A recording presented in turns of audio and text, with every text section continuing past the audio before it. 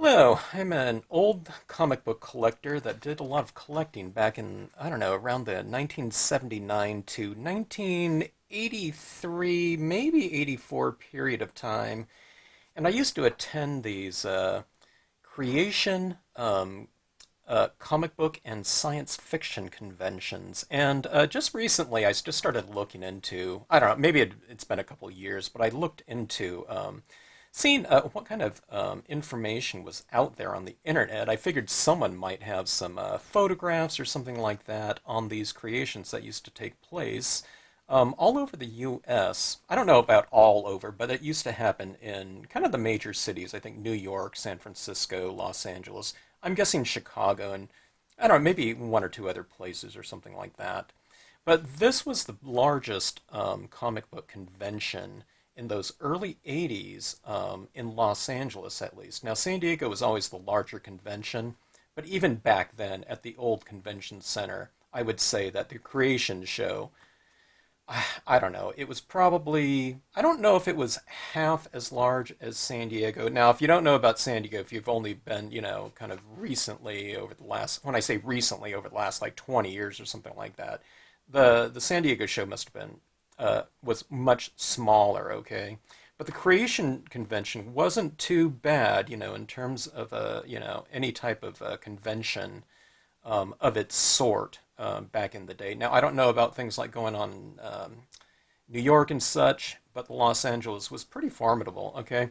Now, besides the convention that I think came around to the Los Angeles, downtown LA twice a year, there was the monthly show, okay? So the Creation Show is not to be mistaken with that one. And I used to attend the monthly show, like over at the Shrine Auditorium periodically.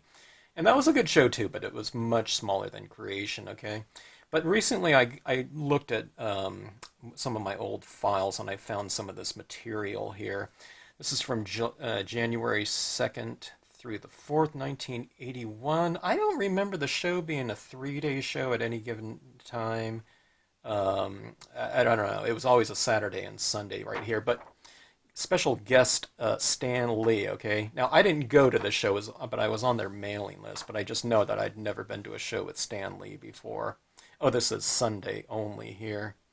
But let's see what these shows were all about. Now you can look at this flyer here, and this was the type of thing. I don't know if they were passing this out like at some different comic book dealers in the Los Angeles area or whatnot, kind of promoting the upcoming show here.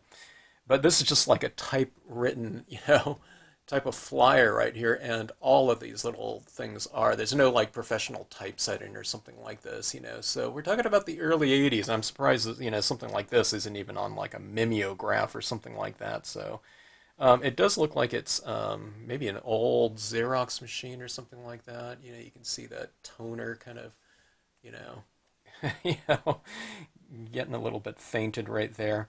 But let's go through and let's see some of this material here. I was always on their mailing list. This is out of West 33rd in New York City here, but if you're on their mailing list, you got, their upcoming shows. They were probably sending this one out to anyone in California. They didn't differentiate there, but we had John Byrne and George Perez. I had been to a show with John Byrne and George Perez at different shows. One of them was in downtown Los Angeles at the Biltmore, and another one was at the Disneyland Hotel at a different time, and George Perez was there, and I got a lot of signatures from those two guys. Back then, they always signed on the first page of those books. I should bring one of those out. As a matter of fact, I will here. Okay, I'll show those signatures a little bit later, but yeah, you'd get flyers like this, and it would go into, the typical things that went on at that will be going on at the different shows here, and it was really cluttered, but who cares, if you're a comic book fan, you read every little line on something like this. In '81, I was in middle school, but back in those days, it was just fine. Your mom or whatever would drop you off at the front, entrance to these hotels, and I knew where it was, and I've just spent the entire day there, and it's like, okay, we'll see you at 6 p.m. or something like that. But so they used to do things like, those panel types of things, going on, but it was strictly comic books or sci-fi back in the days. It was really popular to have someone, from the original Star Trek series or something like that, or anyone from sci-fi in various capacities, actors, directors, writers, and so on and so forth. In onstage interviews with John Byrne and George Perez, I would say those two guys were probably the biggest artists at the time. George Perez, with both Marvel and DC. John Byrne with Marvel at the time. And I think around this time he was coming off of X-Men and moving into the Fantastic Four. But I'll show you the flyer with his appearance there. Look at this. Browning and staining. It just comes to show you how old these things are here. Creation here. Okay, this is the flyer, I believe, that was given out at the show, okay? I was thinking this was the New York one, but that's just their address right here. So, okay, so Creation, Los Angeles Comic Book and Science Fiction Convention schedule of events right here. So it was always a 2-day show, like I was saying. It looks like everything started around noon or something like that. I don't remember what time the shows started. It's probably on one of these flyers here somewhere. But Dave Berg. So Jack Kirby right here. Okay. I don't know. I don't remember going to see him speak. I probably did. Yeah, we all know he was big and everything like that. But, I was more of a John Byrne type of guy and back in those days and whatnot. But I don't remember if I went to hear him talk about, whatever, his lecture and whatnot. 16 millimeter preview of the making of Spielberg's new science fiction film E.T. right here at 2. Gene Rizzardi, Megaforce, whatever, Conan slideshow and 16 millimeter previews of the Sword and Sorcery epic from Universal. I don't know, maybe it wasn't out by then. Walter Koenig. And I just noticed Walter Koenig was at some other convention. More recently, I was watching a video on YouTube, but I remember this was right before Star Trek 2 came out. And I remember him walking around the convention floor at one point in time. Remember, the floor was not nearly as busy. It's more like, the San Diego convention, Comic-Con 40 years ago, which wasn't that busy either. So, if someone's walking around, no one's running up to him or something like that. But I remember him carrying these 2 plastic ears with these worms coming out or something like that. And if you've seen Star Trek 2, you know what I'm talking about, with that little kind of parasite that burrows into the ears and kind of tortures them. But Blade Runner and the Road Warrior coming out, and the art contest and auction, I'll talk about those ones coming out too, but in this other flyer here. But the types of things that were going on, there weren't a lot of panels going on. They would have typically, maybe 3 or 4 guests at every show, and it would typically be like 1 or 2 artists, and this one it happened to be, where was it? Kirby, and you saw that other flyer there with John Byrne and Perez there. I don't know. There might be 1 or 2 other guys at these shows at most. Okay, there wasn't like an artist row or anything like that. They would just have. Typically, there would be like 1 8-foot table or something like that for each artist. And sometimes they'd be drawing, and you can commission them to do a little drawing or whatnot. But it wasn't, it wasn't, things weren't swamped. I was just telling someone for something like Jack Kirby. I didn't, a lot of times you didn't know if those guys would be signing or not, so I just went out on the floor and I bought a couple things from the sign. One of them was Destroyer Duck, and we can see here Jack Kirby's signature right down here, and no one ever signed on a cover back then, okay? It was always on the inside first page, okay? Someone told me that recently, or I was telling someone, this YouTuber, I said, yeah, I've got, some books with Kirby signatures. And he says, oh, those are pretty rare. He says his wife was doing a lot of the signing. He goes, did you witness it? yeah, I witnessed it. This was my book that he signed, but I don't know. So if I get something like this graded in the future, it's going to be, CBCS, right? That's the only place that's going to, grade, something like that back then, and a lot of us back then, we got a lot of signatures, and it wasn't witnessed by, some grading company or something like that. Okay, so we have San Diego creation and creation in San Francisco. I didn't attend this one. That wasn't, those two places were really far for us, so I didn't go there. But Roy Thomas was at this one. I have his signature on a couple different books from the monthly show that used to go on in Los Angeles. That show, I don't know if it was still going on or not. I think it was or is, but COVID kind of shut that down for a while. John Byrne and George Perez. Okay, so this is probably the brochure for that upcoming events flyer that was in there. But I won't go through this one very much because I didn't attend these two shows. But I always like to keep my, I don't know, little things. All this stuff fits in like one little plastic tote of mine. Someone said, "Oh my gosh, you must be a hoarder," when I posted a bunch of this stuff. And it's like, okay, you got one plastic tote, and if that constitutes hoarding, then I guess so. But anyways, let's see what we have here. Okay, so the Los Angeles Comic Book and Fantastic Film Convention. So that changed. I don't know. It was comic book and science fiction conventions for the longest time that I remember. But at the Biltmore Hotel, if I'm not mistaken, it was the same one that Beverly Hills Cop was filmed at, where he was staying, because I thought I recognized that lobby there, and I think I've seen it in a couple different movies since then. But okay, so here we have let's see, who is coming up? 75 tables. I don't know if there were 75 vendors there. That seems like an awful lot for that show. But back then, you didn't have these mega booths by, the different, manufacturers, publishers, and whatnot. There were no publishers displaying at this type of, convention. The only convention that had publishers was San Diego in these days, and I'm sure it was just Marvel and DC. I don't think there were any other, you wouldn't get like Whitman or something like that there. But those were the only two as far as I know. But let's see who was here. I don't know if I went to this one either. But look at this: Gil Kane, Harvey Kurtzman, and Byrne Hogarth. Okay. Now back then, I mean, I wasn't collecting their type of stuff. I was collecting current books mostly at the time. I don't know what these ones are. These ones are like Silver and Golden Age, right? I don't remember.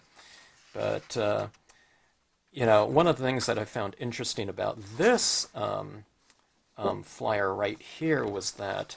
Okay, so it's an invitation to join the master class, okay? And what this was it was a seminar for, whoever wants to go into comic books, our artwork, and it was going to be held in Los Angeles on November 14th and 15th, or in New York City on November 28th and 29th. And it said the class will be taught in a private room separate from the convention itself. The seminar consists of 3 2-hour classes a day for a 2-day period. So you got to take a 2-hour class with each of these guys twice, on Saturday and Sunday. And the price for the class was $100. $100 back then, was quite a bit, but can you imagine being able to take a class with these 3 artists right here and learning from them? It makes me curious to know how that one would have went. But hey, I was in middle school, I was a 12 or 13-year-old kid probably, around that time. To get into the shows back in those days, $4.50 for each day, or you can buy a pass for $8.50. A ticket for both days, so you can say 50 cents, if you went both days, okay?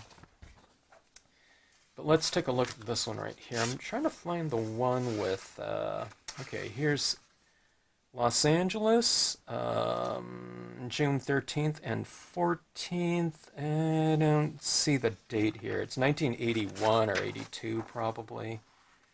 I'm guessing. Adam Malin, and Gary Bergman. Those two guys, I think, are still running Creation, but I don't know when they stopped doing the conventions, but I think they started doing kind of more specialized shows like the Supernatural, the TV series convention. You know what I mean? So I went on their website. I couldn't find any information on these conventions anywhere. No memorabilia or anything like that. But I did eventually find their website. It's because it's called like Creation Events or something like that. So when I was entering Creation comic book show, nothing came up. Okay, but this show I did go to here, and it's with the guests we have in Los Angeles. It was Jim Shooter, and my art hero at the time was John Byrne. Tried to collect all of his different books, and if you were a collector back then, you know, just having John Byrne draw a book, you know, increased its value. Like first, you know, or this cover art by John Byrne, it was always mentioned in Overstreet. But you have Shooter and Byrne at that show, and that was my favorite show. I really loved that one. But here's my double-sized X-Men signing right here. And this one is the one that I'll always remember right here. When in between when John Byrne was drawing, they were sitting at the same desk. But Jim Shooter wrote, if you know what this book's about right here, X-Men 137, we have, now this one is at a different convention right here, but I think that says Chris Claremont right there. I couldn't even read it, okay? But I got that at a different show. But Jim Shooter wrote, and she shall stay, and she'll stay dead. Shooter, and then here's John Byrne's signing right there. I always loved that. I think I remembered watching him write that, and I was kind of curious to know what Jim Shooter was writing on that book, which I thought was cool. You know, they weren't going to bring her back. Anyways, I have a George Perez in here. I won't show that. But also, at this show right here with those guys, John Byrne was drawing, and I think it was like $20 a figure or something like that. Or you can have two for 35. I seem to remember that price, and he was my art hero, so I had him draw this. And I liked his Rogue 2000, ROG 2000, I don't know how you pronounce it, but those robots, and he always had these big old kind of, I don't know, real substantial legs. So I always liked how he drew robots. And then one of my favorite books from that he drew, it was either King Size or Spiderman Annual when he was Spiderman fighting Doc Ock. But I just said, okay, how about Spider-Man fighting a robot? You can see that squee, you know. So this is my John Byrne piece. It's all getting all yellow. I didn't have it professionally framed, so it's probably getting some acid from this frame right here. There's even like this little acid stain right there that really bothers me. But this page is getting all wrinkled. But we have that right there. That was a very memorable show.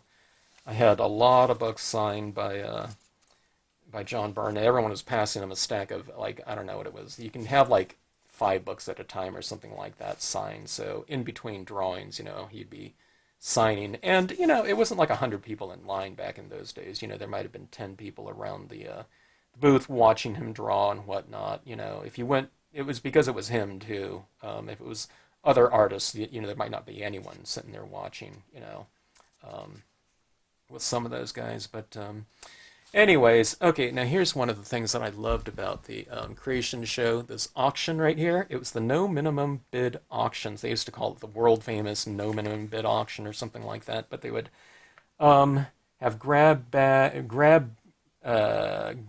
grab bags of stuff, rare comics, artwork, etc.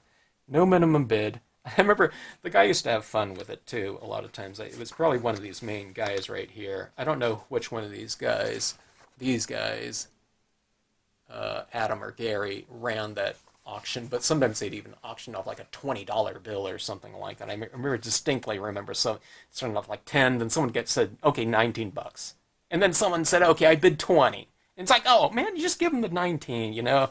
Have him make $1. And the guy said, oh, something like, oh, I just wanted to get rid of, my small change or something like that. But one time I did win a gigantic box of magazines. It was full of Eerie, Vampirella, Starlog, Epic, etc. That was one of the auctions that I won. Not at this one, but the one in Anaheim. But I did win, and I can't find it. I have George Perez. It's of The Thing, kind of crushing these two columns and stuff. So I noticed that the other George Perez appearance here, what was it, the one in San Francisco, I think it was, it said that he was doing some demonstrations on, how to draw and stuff like that in the booth, I guess. And when I saw that just recently, I was wondering if he drew that for, and gave it to the coordinators or something like that to auction off at a future thing. But I won that one. I still have it somewhere. I do need to find that and whatnot. But let's see here. The other types of things that they were having here were the contests, the creation, convention, art contest, okay? You had these different categories. You had the pencil, pen and ink or wash, color, or sculpture, models, movie appliances, photos, etc. So someone does like a, I don't know, laser beam, gun or something like that. I guess that would be, sculpture or something like that, or a movie appliance or whatnot. Okay, there were two categories, adult and young people, okay? Young people were 14 years or younger, okay? I entered this contest when I was a junior in high school. So we're talking 16 years old. And I always thought, man, this is unfair. I'm like, because there was a lot of adults in it. There's 20-year-olds, mid-20s, 30-year-olds. And here I'm, 16, and it's only 14 years younger, which I understand too. They can't have three categories, like 10 and younger or something like that. But I thought that if there would have been juniors, so I entered this show one time, and it was at this contest right here. And I had been working on a piece of art for like, I don't know, one whole semester in high school. And I thought, okay, I'm going to enter this show, that piece in that show. And then when I turned it in, everyone's pieces were all there, or a lot of people, pieces were there. And I was like, oh my God, what am I doing here? This is like dumb. I shouldn't have done that. And guys like, Jim Shooter and John Byrne and a couple other guys, maybe the coordinators of the show, were judges. Actually, I don't think the coordinators, but I don't know. There were like 4 judges or something like that. And I distinctly remember, when they were looking at all, the different categories, they were kind of taking turns looking at it. I remember mine going to like Jim Shooter and like John Byrne looking at it. And I felt like, a tiny little insect, out in the audience. They didn't bring you up on stage or anything like that. And I don't know, it was really nerve-wracking. But I took second in the adult category, and I have no idea what I won.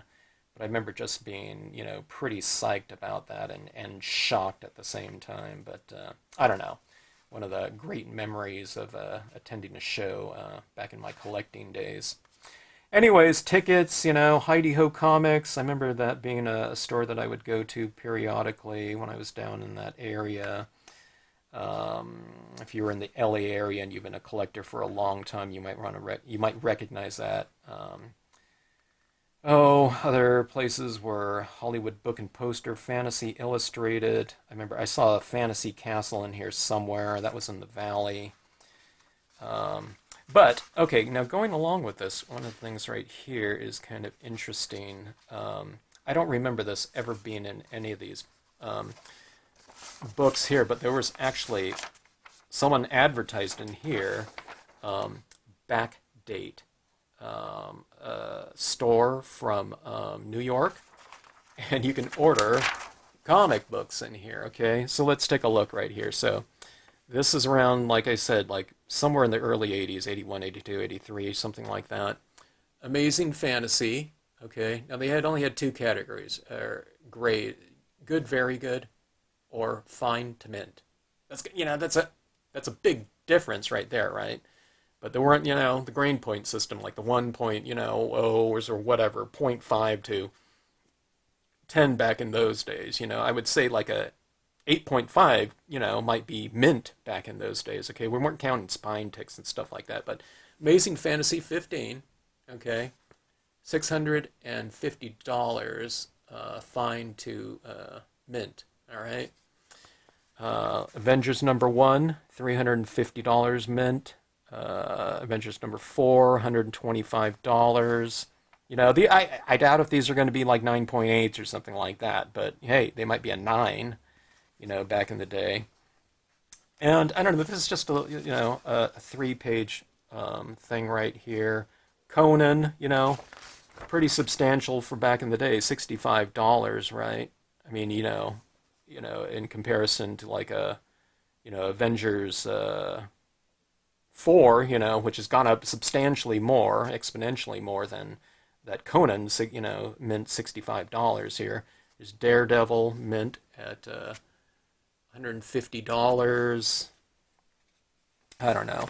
Here's the Hulk. Hulk 1, okay, now Hulk 1, 180, 181. Those were still fairly pricey back in those days, but I think I don't know which show I picked mine up. It wasn't at this show that I went to, but I picked up 2 Hulk 181s at that day. But Hulk 181 was $12 right here. Okay, and the 180 is $8 fine to mint.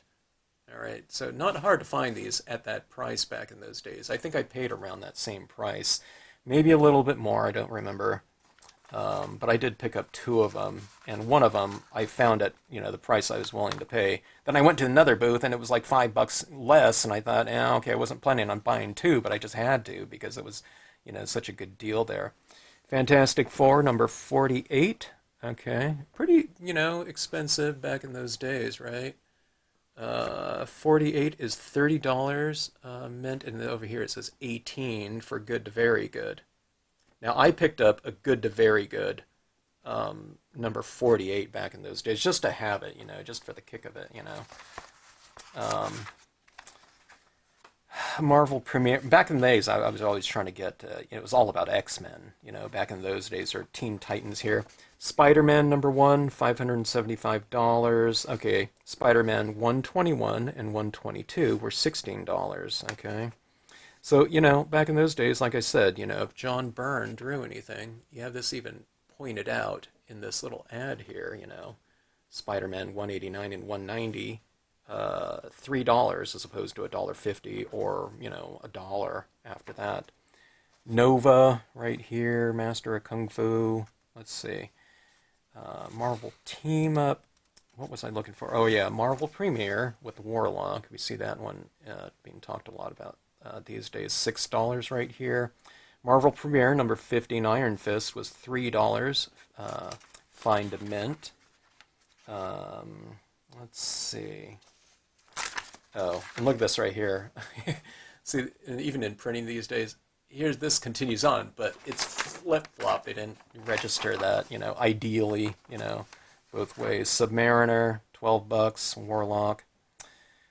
Tales of Suspense, number 39. First Iron Man, appearance, okay. $200 right here. And good to very good is $90. And here's the X-Men right here. Now, see, I always tell people, whenever I see these videos these days, that giant size X-Men, okay, is $60 in Find Mint.